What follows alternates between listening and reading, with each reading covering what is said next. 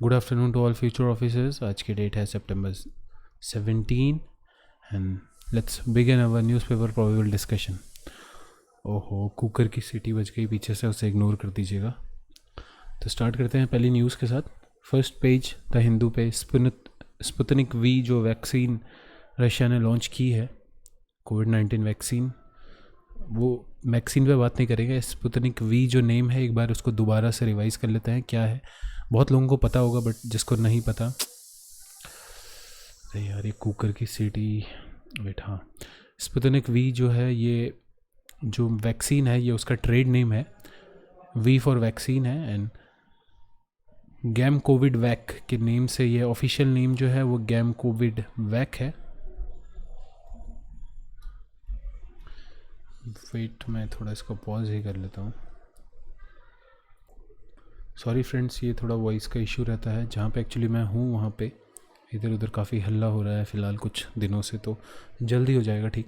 तो हाँ, बात करते हैं स्पुतनिक वी की। नेम है इसका गैम कोविड वैक्सीन, और ये डेवलप करी है Gamaleya research institute of epidemiology and microbiology Russia में, and Russia ministry of health ने इसे रजिस्टर किया था 11 अगस्त 2020 में। अब जो स्पुतनिक नेम इसका रखा गया वो किस पे रखा गया, बस हमें वो जानना है। वो अर्थ की पहली आर्टिफिशियल सैटेलाइट थी जिसका नेम था स्पुतनिक 1, तो उसके नेम पे ही स्पुतनिक ये वैक्सीन का नेम रखा गया है, और वो 1957 में सोवियत यूनियन ने लॉन्च करी थी। बस इतना ही जानना है। Next news. हाँ, एक बयान आया है योगी जी का, योगी आदित्यनाथ जी जो चीफ मिनिस्टर हैं उत्तर प्रदेश के। उन्होंने कहा कि 7 बच्चों की मौत हुई है एनसीफेलिटिस डिजीज़ से 2020 में, और 4 साल पहले 450 बच्चों की इससे मौत हुई थी। तो ये एनसीफेलिटिस जो डिजीज़ है, इसको थोड़ा सा जान लेते हैं किससे रिलेटेड है, क्योंकि क्वेश्चन बन सकता है। रेयर डिजीज़ है, इसलिए ये एक इम्पॉर्टेंट डिजीज़ की कैटेगरी में आ जाती है। देखिए, इसको कहा जाता है इन्फ्लेमेशन ऑफ ब्रेन, यानी जब ब्रेन में सूजन आ जाती है तो ये डिजीज़ हो जाती है। इस डिजीज़ का दूसरा नाम है इन्फ्लेमेशन ऑफ ब्रेन। अब इसमें क्या होता है कि जो सूजन का कारण होता है, या तो वो बैक्टीरिया की वजह से आता है या वायरस की वजह से, इन्फेक्शन होने की वजह से आता है। मोस्टली इन्फेक्शन ही इसका एक कारण बनता है, और कई बार ये भी देखा गया है कि इस डिज़ीज़ के कारण इम्यून जो सिस्टम है उसमें डिसऑर्डर हो जाता है। सिम्टम्स इसके हेलुसिनेशंस होते हैं, और अटैक्स आते हैं, सीजर्स पड़ते हैं, दौरे जिसे हम कहते हैं, वीकनेस हो जाती है, सेंसेशन का लॉस होने लगता है, कन्फ्यूज़न होता है, मतलब माइंड से रिलेटेड चीज़ें होती हैं। एंड आप ये ग्रीन वाला जो एरिया देख रहे हैं यहाँ पे डायग्राम में, दिस वन, ये ग्रीन यहाँ पे और यहाँ पे, ये वाले जो मेन एरिया है, यहाँ पे सूजन आती है, और जब ये सूजन बढ़ जाती है तो ये इंसेफेलिटिस बीमारी का रूप ले लेती है। तो एक ये रेयर बीमारी है इंडिया में, जो कि 1 मिलियन में एक केस आता है, वो भी 1 से भी कम, तो ये काफ़ी रेयर है, और ये एनिमल और इंसेक्ट के काटने से भी फैल सकती है। तो इसके बारे में पता होना चाहिए। इंसेफेलिटिस ये रिलेटेड है ब्रेन से, और वायरस और बैक्टीरियल इन्फेक्शन की वजह से ये होती है। Next news. हाँ, ये न्यूज़ कुछ दिनों पहले भी थी। जो ब्रू रिफ्यूजीज़ हैं त्रिपुरा के, उनके रिगार्डिंग है, और वहाँ के जो लोकल्स हैं वो काफ़ी ज़्यादा मात्रा में, और उन्हीं के ट्राइब वाले, यानी ब्रू रेंगन्स के ही ट्राइब वाले अपोज कर रहे हैं कि ये चीज़ नहीं होनी चाहिए। तो क्या न्यूज़ थी, क्या है, अब हम ब्रू रेंगन्स के बारे में जान लेते हैं, बिकॉज़ ये एक क्वेश्चन है जो यूपीएससी इस टाइप के ट्राइब्स पे काफ़ी क्वेश्चन पूछता है।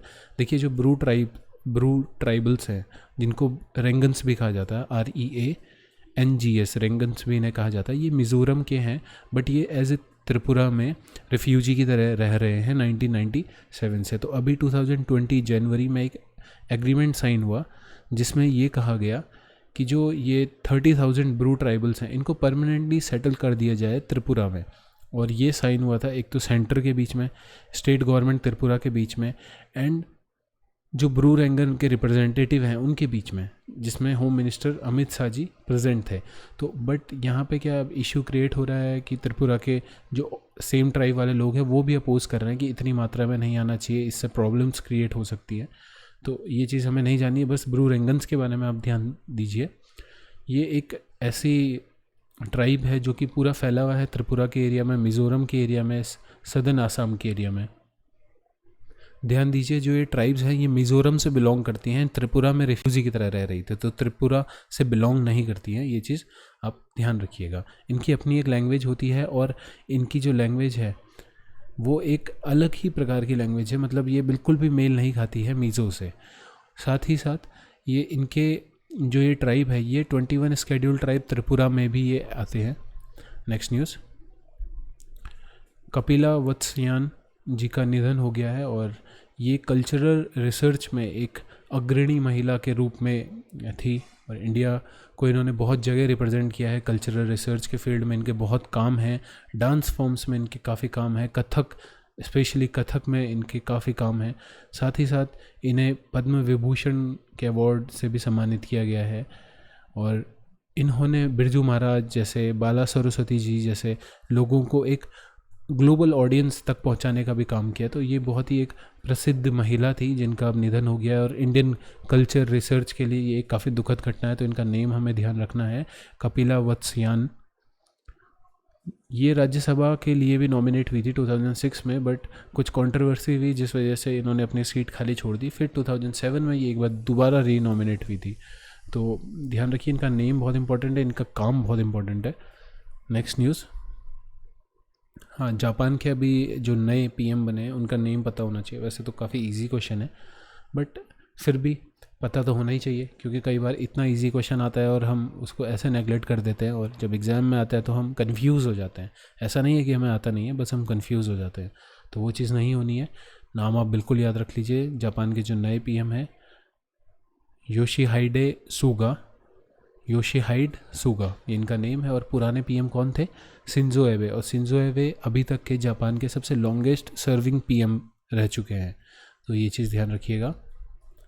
स्पेशल मैरिज एक्ट की इसमें बात हुई है, ये एक्चुअली कोर्ट ने एक पब्लिक प्ली रेज हुई थी सुप्रीम कोर्ट में, तो उसमें कोर्ट ने ये कहा है कि आप इसको जल्द से जल्द शॉर्ट कीजिए, इसका सॉल्यूशन निकालिए। दरअसल बात हो रही है स्पेशल मैरिज एक्ट की। स्पेशल मैरिज एक्ट क्या है, कब लॉन्च हुआ था, थोड़ा सा जान लेते हैं। स्पेशल मैरिज एक्ट 1954 में आया था और ये पार्लियामेंट का वो एक्ट था जिसकी जो प्रोवाइड करता है special form of marriage of people of Indian and all national in foreign countries irrespective of the religion faith followed by either party. यानी किसी भी पार्टी का फेथ और रिलीजन का कोई मैटर नहीं होगा, कोई भी धर्म वाला किसी भी धर्म के साथ शादी कर सकता है। बेसिकली ये कोर्ट में शादियां जो होती है वो एक्ट, इसी एक्ट के अंदर वो शादियां आती हैं। एप्लीकेबिलिटी इसकी कुछ हैं, कुछ इसके फीचर्स हैं, वो तो नॉर्मल सी चीज़ है, वो उतना इम्पोर्टेंट नहीं है। एप्लीकेबिलिटी एक बार के लिए देख लीजिए कि कोई भी पर्सन, उसका धर्म मायने नहीं रखता, चाहे वो हिंदू हो, मुस्लिम हो, जैन हो, सिख हो, सारे के सारे कोई भी लोग एक दूसरे से इस मैरिज एक्ट के तहत शादी कर सकते हैं। इंटर रिलीजियस मैरिज परफॉर्म होती हैं इस एक्ट के अंदर, मोस्टली ये चीज़ है। ठीक, अब ये न्यूज़ में क्यों आया है, इसका एक विचित्र सा इसका एक रिक्वायरमेंट है इस एक्ट की। ये रिक्वायरमेंट है कि जो पर्सनल डिटेल है कपल की, जो शादी करना चाहते हैं, इस एक्ट के दौरान ये एक प्ली करी गई है, एक याचिका दायर करी गई है कि वॉयलेशन हो रहा है प्राइवेसी का इस एक्ट के अंदर। क्यों? देखिए, वहाँ पे क्या होता है कि पर्सनल डिटेल्स मांगी जाती हैं, सारी पर्सनल डिटेल जैसे name, date of birth, age, occupation, parents का नाम, एड्रेस, आइडेंटिटी, फ़ोन नंबर, सारी चीज़, और ये पब्लिसाइज्ड कर दिया जाता है, यानी पब्लिक में ये चीज़ अवेलेबल होती है। तो ये वायलेशन ऑफ प्राइवेसी के अंतर्गत आ रहा है और सुप्रीम कोर्ट ने यही चीज़ कही है कि इसे करेक्ट कीजिए, वायलेशन ऑफ प्राइवेसी नहीं होना चाहिए। और स्पेशली एक इसका जो अजीब सा एक रिक्वायरमेंट है वो ये कि जो डिफरेंट कास्ट के लोग होते हैं, वो अलग अलग कास्ट के जब आपस में शादी करते हैं तो उनके लिए बहुत कंपलसरी होता है कि उनको सारी डिटेल देना बहुत आवश्यक है। तो ये चीज़ें गलत है, ये सच में वायलेशन ऑफ प्राइवेसी का ही एक चीज़ है, उसके अंदर आ रहा है। तो ये चीज़ नहीं होनी चाहिए। किसी की भी शादी किसी से हो, आपकी एटलीस्ट जो आपकी पब्लिक, आपकी जो पर्सनल चीज़ें हैं, प्राइवेट इन्फॉर्मेशन है, वो पब्लिसाइज नहीं होनी चाहिए। नेक्स्ट न्यूज़, लोकसभा ने नोट किया है, एक अमेंडमेंट किया है एक बैंकिंग एक्ट में। बैंकिंग एक्ट को ध्यान में दे देते हैं। बैंकिंग रेगुलेशन एक्ट 1949 की इसमें बात हुई है। देखिए, बैंकिंग रेगुलेशन 1949 एक्ट क्या करता है, ये जितने भी बैंकिंग फर्म्स हैं इंडिया में उन सब को रेगुलेट करने की एक अथॉरिटी है। और ये पहले तो बैंकिंग कंपनी एक्ट के नाम से आया था, बट बाद में इसका नेम चेंज करके बैंकिंग रेगुलेशन एक्ट कर दिया गया, जो कि 1966 में इसका नेम बैंकिंग रेगुलेशन एक्ट हो गया था।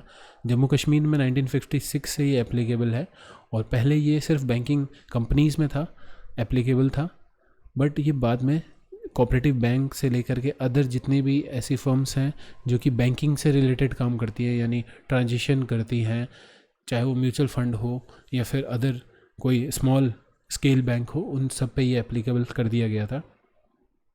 अभी जो इसमें अमेंडमेंट किया गया है वो ये कि आरबीआई के अंदर, यानी आरबीआई की रेगुलेशन के अंदर आ गया है पूरा की पूरी रूप से कॉरपोरेट डिपार्टमेंट, यानी कॉरपोरेटिव जो बैंक है वो पूरा का पूरा आरबीआई के अंडर आ गया है। पहले वो नहीं था, पहले वो अलग अथॉरिटी थी, आरबीआई जैसे उसको गाइड करता था, बट अब डायरेक्ट सुपरविज़न होगा आरबीआई का, और आरबीआई उसके अंदर पूरी तरह से कंट्रोल कर सकेगा। तो ये एक अमेंडमेंट हुआ है।